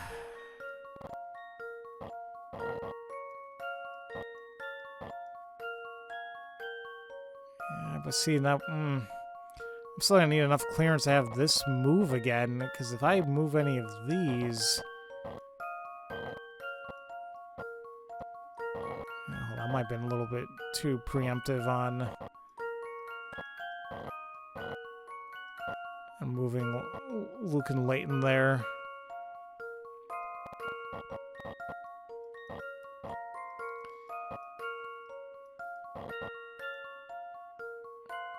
really sandwiching them now, but... Actually, this might be a little too early for me to do this. What in God's name do you want me to do here, game?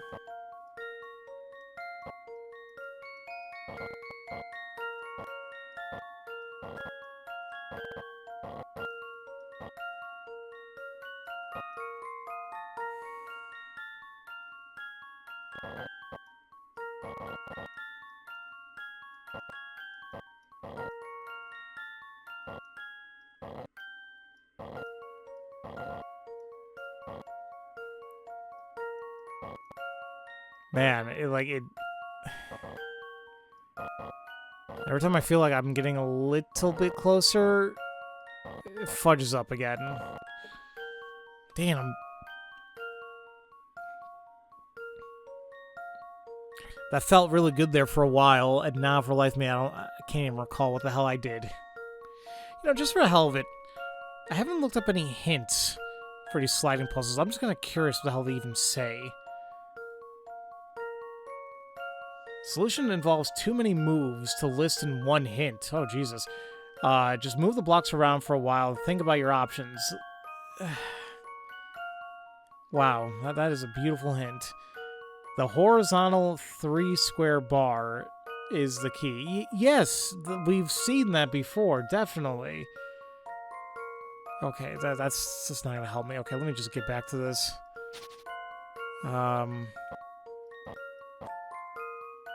God, I can't even recall what the hell I did.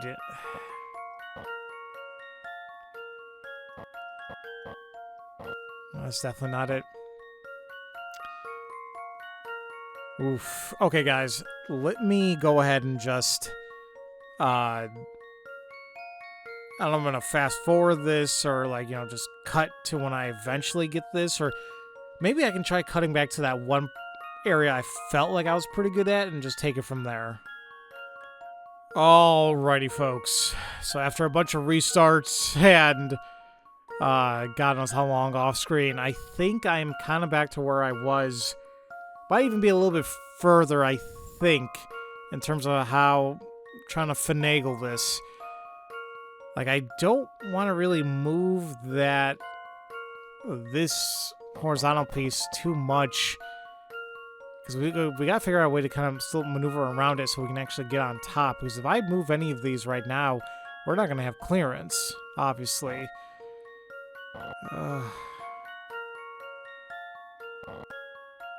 But maybe if I start making enough room here, should I put this all the way in the bottom? I mean, wait a minute. Oh, fuck. Excuse my language.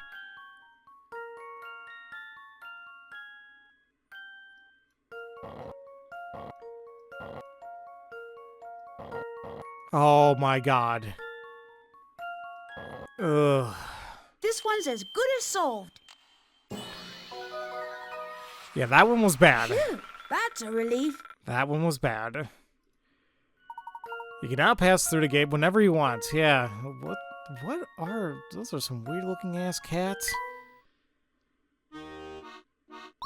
Alright, ladies and gentlemen.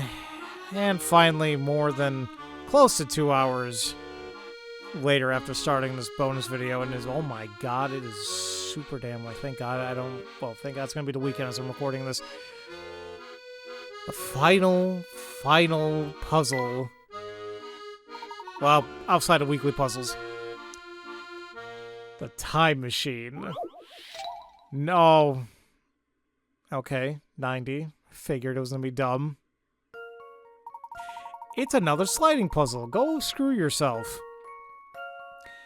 This is the time machine's ignition mechanism. In order to prevent accidents, however, a complicated security procedure has been incorporated into the device.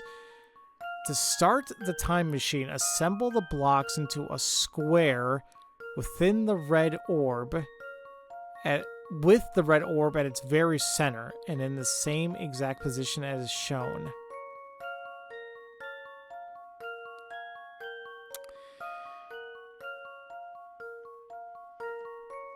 Wow.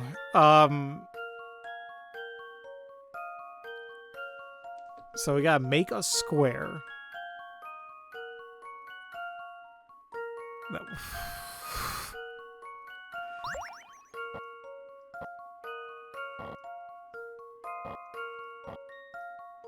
I mean,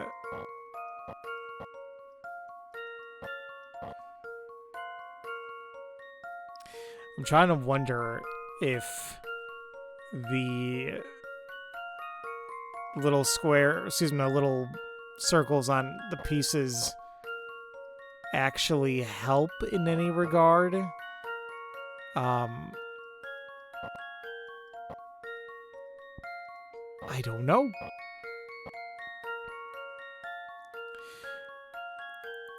The big issue that we're gonna have here is that we can't rotate the pieces. I mean, I guess that makes it a little bit nicer, but I want to make the assumption that these corner pieces that we're seeing here, right? Like, they're the ones that are going to be used for the four corners of the puzzle. Maybe. But I can't even tell you guys. Like, how the fudge this is gonna work.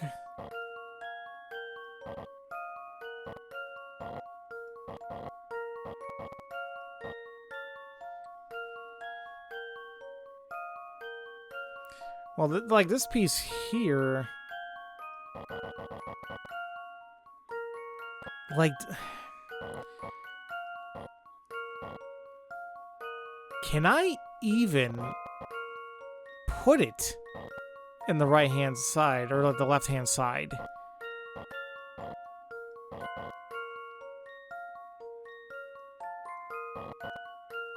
Like, I feel like there's like too much finagling for that to even work.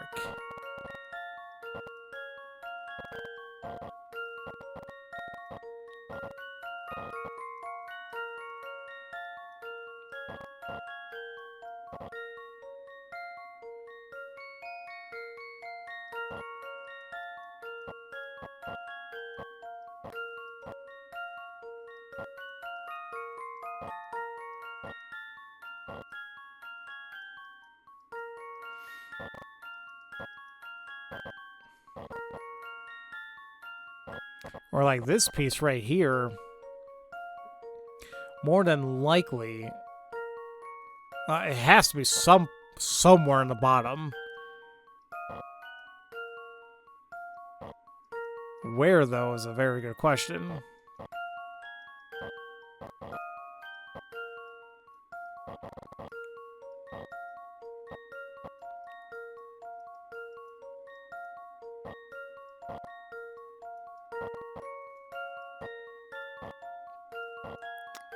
How to finagle it is a whole nother thing.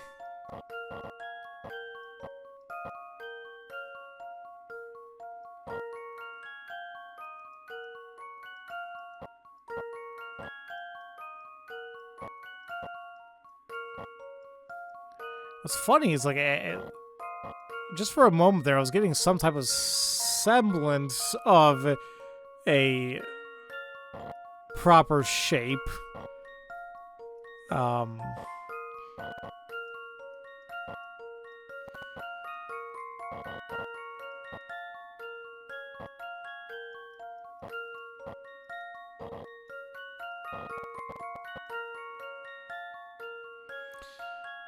I gotta get that bottom right. I gotta get that out of there.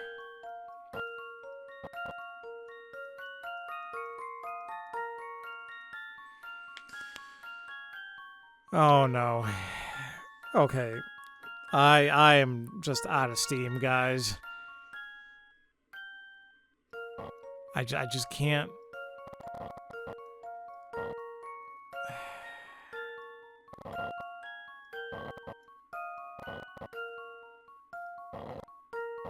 Do I want to, like... I'm adamant about getting that block out.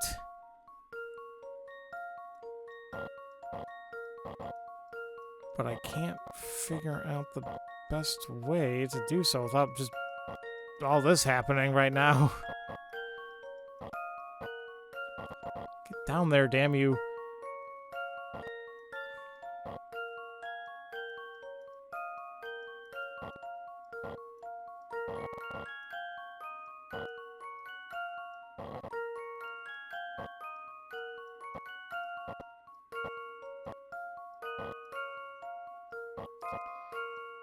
It's a little bit better, but then...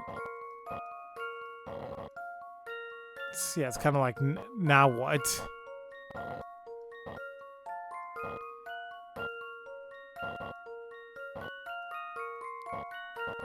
Because here's the problem. Like, I finally got that block I wanted out of there, but now this is over here, and it's like, crap.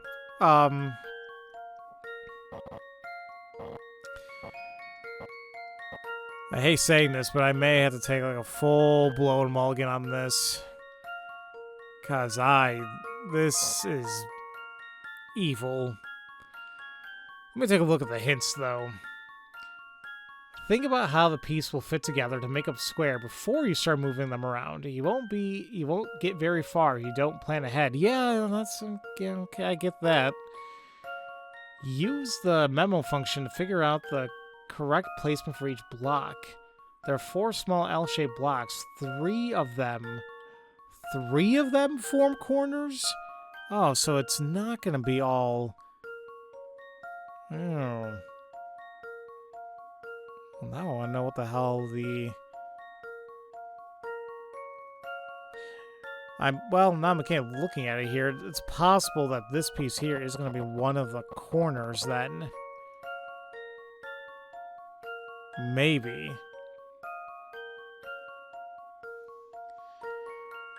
Let's see. A T-shaped block goes on the right side of the square. So this one here. Huh. The right side?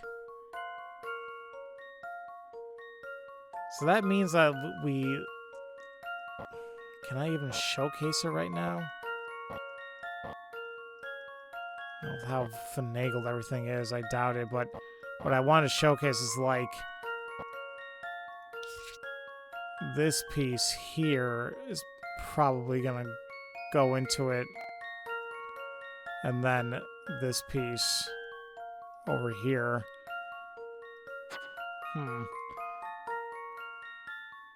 The small L-shaped block in the bottom left goes... Where does it go? It goes above its starting position. The large L-shaped block goes directly below it, forming the bottom left corner of the square. The large L-shaped block goes directly below it. So yeah, now they're confirming that this right here is going to be the bottom left corner. So those are actually all the hints it gives us, but we still need to actually assemble this.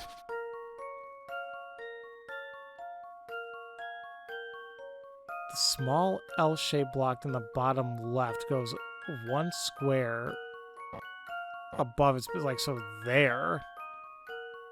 So this is correct where it sits. And then this one here is going to go right underneath it. And that takes care of that portion there. And then obviously this goes on the bottom right. Or this goes on the right side. So the hints tell you, like, where the placements should be, but actually doing it is still kind of relying on us. And what time is it? It's very late. It is almost 2 a.m. you're gonna all hate me for this, but I'm just gonna try finding a... I think I'm gonna try just finding a solution how to do this. Oof.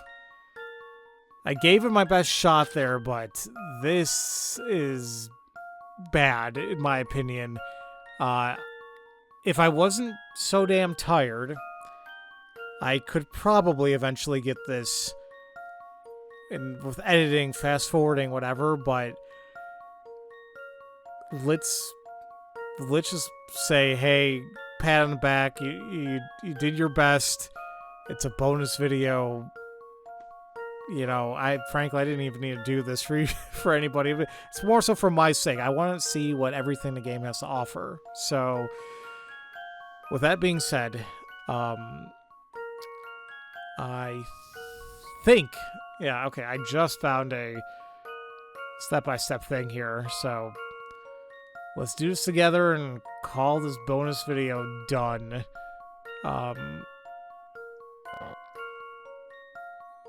Excuse me as I probably am going to take my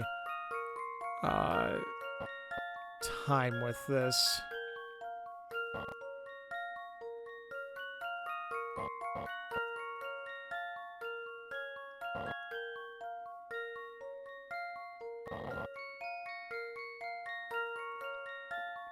There's people that absolutely love puzzles like this, and more props to them. You know, like, it is absolutely satisfying, don't get me wrong. Like, when, like, you actually figure it out. God knows I felt great when I was able to get a lot of these done, but, whew. Like, some of them, it's like, I can't. Like, it's just too much for me. Like, see, like, look how nice this is kind of forming right now.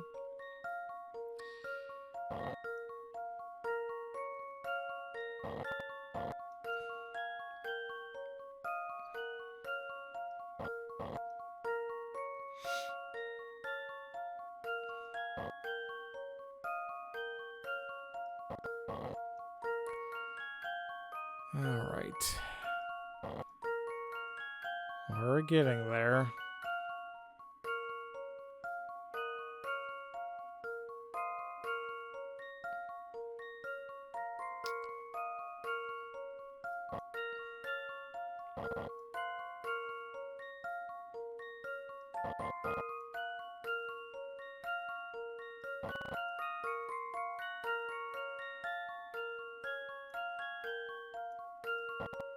Okay, so see right there, we just formed what they said, like that bottom left corner using this longer L shape.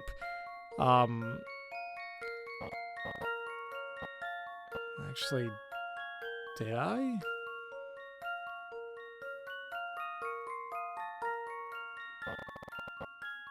I think so. And then the T shape. Well, no, we still need one of the corners here. We're getting there.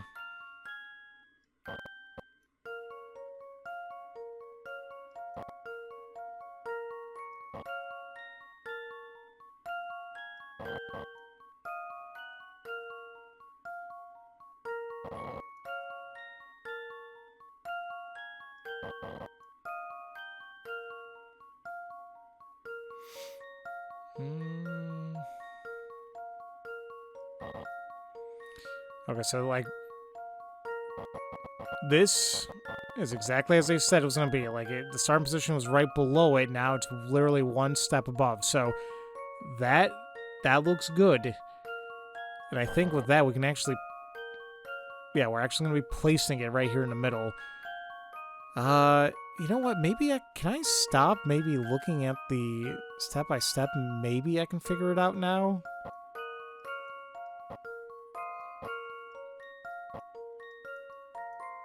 Or maybe not.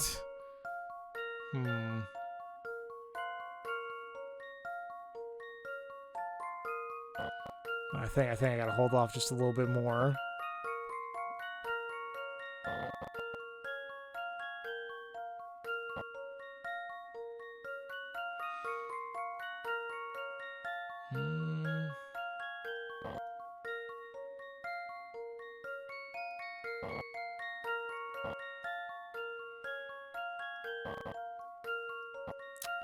And there we go.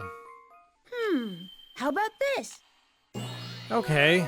Well, No puzzle needed can help stop for like Layton's apprentice. 85% of that, but we eventually got it. Yay. Yeah, that was a mulligan, obviously, but 6,000 picarets, ladies and gentlemen.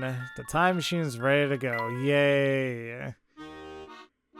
And with that, ladies and gentlemen, those are all the puzzles. Oh, are you trying to make me cry again, game? You've solved every puzzle in the story mode of this game. Congratulations! For more fun things to do, check out Top Secret and Weekly Puzzle in the bonuses section. Please enjoy the rest of the game, and once again, great work. Oh, they're such a cute couple. I like, yeah, of course he has his iconic orange shirt, but I wouldn't mind him having that particular color scheme going on again. Alrighty, yep, but that is definitely going to be it for me today. This video is going to be like 2 hours or something. So yeah, next time we will delve into the weekly puzzles, and I forgot, we will still do the hidden door whatever afterwards as well. We'll see if that takes another couple hours to get through as well, but we'll see. So, as usual, thank you all so much for watching, and I will see you all next time for the final bonus video for Let's Play Professor Layton and the Unwound Future. Love you all so much, and don't forget to spread that love around. Have a great day, everybody.